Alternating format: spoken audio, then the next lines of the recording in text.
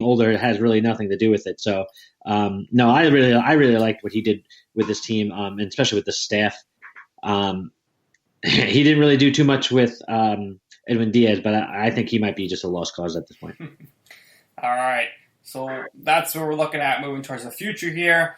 And, of course, in the offseason, John and I will keep you updated on all the rumors and whatnot, especially when we get to the winter meetings. But let's talk about the good things from this season, and that's Pete Alonso, the new rookie home run record holder. No one in the history of the game has hit more home runs in the rookie season than Pete Alonso, so watch out, Barry Bonds, because, John, I think this guy is well on his way to being the all-time home run king. I'm going to predict that Alonso is the MVP runner-up. Had the Mets made the playoffs, I think there would have been a strong case for him to be the MVP. Just like last year, deGrom would have won the MVP if the Mets made the playoffs. What are your thoughts on the season? Where do you see him finishing in the MVP running, and what do you see happening for him next year and in the future?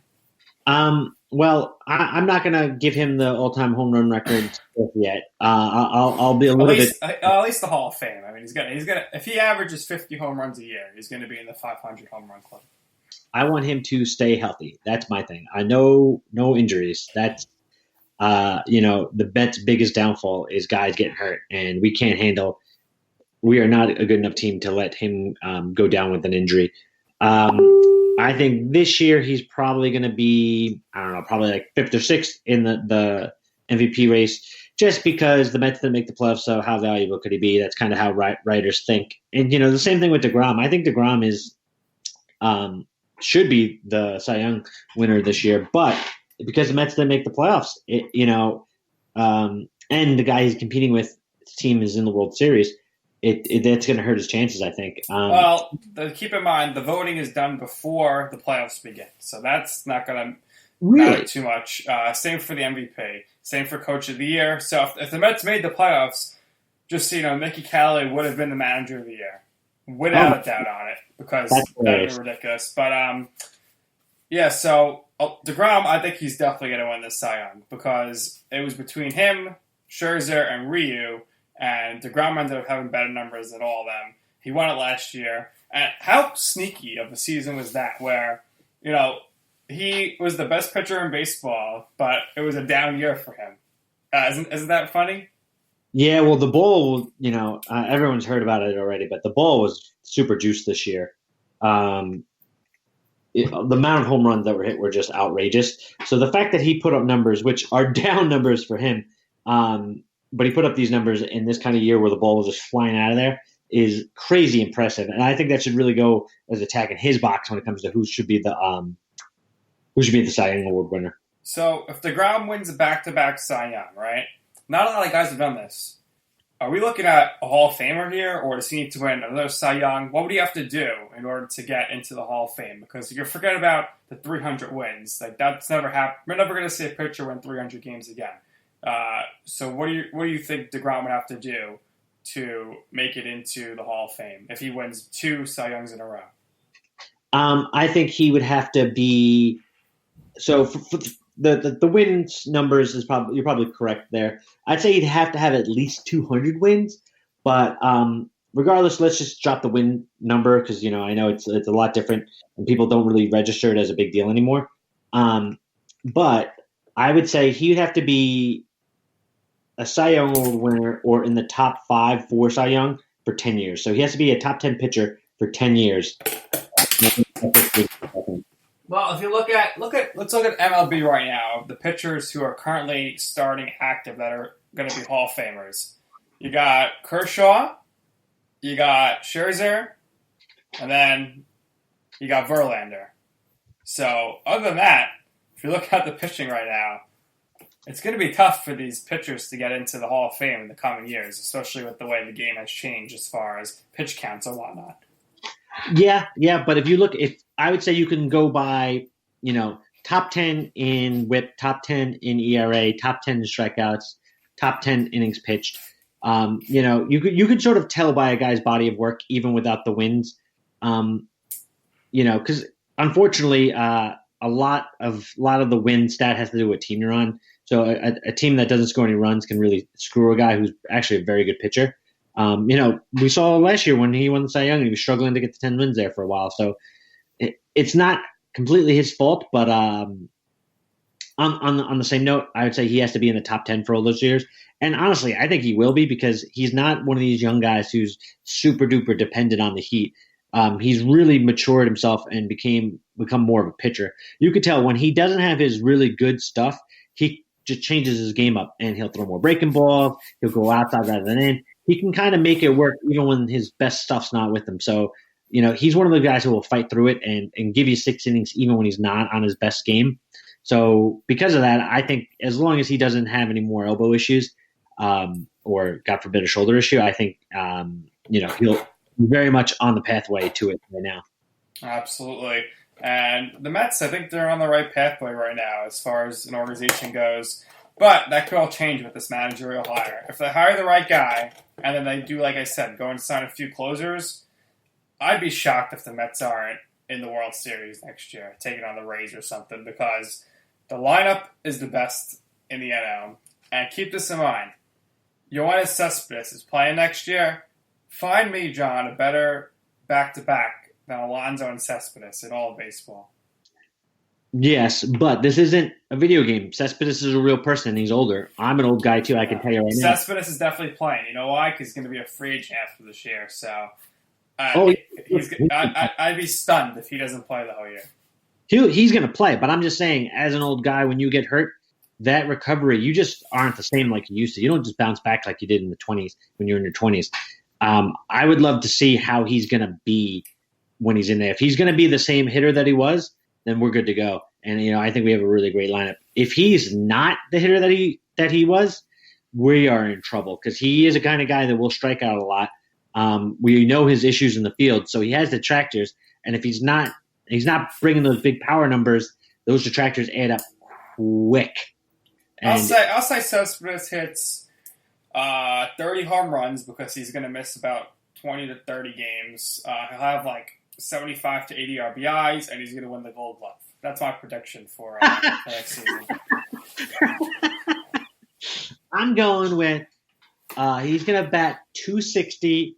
He's going to hit 23 home runs with 64 RBIs and miss about a month. And the Mets might sign up for that, though. So. No, I think that's what the Mets are in reality. Have to know what's going on. You know what I mean? Like, and the same thing with Robbins and Cano. Like, some of the people that were plan trusters are going to jump on. And go, oh, Robbins and Cano is the best. Look at his numbers this year. If Cano's playing second base every day next year, you can forget about anything with the Mets. He cannot play every day. But they're going to try to. I would say that, unless they move away from him, they're going to really try to do it, unfortunately. I could see a platoon situation between Cano and Lowrie on the injured list. They'll be platooning the injured list because, how funny was that to see Lowrie back the last week of the season, making his debut? I feel bad for Lowrie because he's actually a good ball player. For the same price, they could have had DJ LeMahieu this season. He had a pretty good year. Listen, it was a bad signing. But that's the idea is, like, listen, it's some of it is you don't know what the hell you're going to get. Like, the Lowrie missing all that time from some, like, seemingly small injury, no one knew that was coming. You know what I mean? Like, that was legitimately just – that happens, It seems to happen to the Mets more than anyone else. But you got to we got to kill Brody on that and the Cano Diaz trade, but you got to give him props for trading for J.D. Davis. That was a pretty good trade. The J.D. Davis one was very good. The Cano trade, I think, because not only is it the fact that Edwin Diaz is just a terrible closer, but I think it's also the fact that because he's a big name in Robbins and Cano, we have to run him out there. You know what I mean? Like there's pressure from management that, hey, this guy sells tickets, blah, blah, blah, blah, blah. That's an issue because it hurts. Cano doesn't sell tickets. I mean, nobody cares about him. Who's selling the tickets? Alonso and deGrom. Those are the future. Those are the face of the franchise. They're your captains. They're on the trackway to superstardom. And you got to build around them. And you got McNeil, who is 100 times better than Cano and should play second base. Listen, you're telling me I would completely do that. Cano would become my designated pitch hitter, where he would pitch it for pitchers when we take him out in the 6th and 7th. How about this idea? You do this. You help your team. You hurt the team in division. You put Cano at second base, and how about you sign Josh Donaldson away from the Braves as a free agent? Put him at third base. I mean, that would be pretty nice, don't you think? Be very nice. That's actually a good conversation. What's our plan at third base next year? Do you let J.D. Davis just become the third baseman, or does it become, This is what I think is going to happen. McNeil's going to play third base next year. Cano's going to play second. J.D. Davis, he's going to the bench. And you're going to have Conforto, Nimmo, and Cespedes in the outfield with some Dom Smith. Really? Interesting. Yeah. I mean, I don't see any other, unless they're signing people. I don't really see how it could be any different than that. Yeah, so far Frazier's going to be gone. Lagares is gone. Lagares got to go. I like Lagares. He was a phenomenal fielder, but yeah, he can't hit.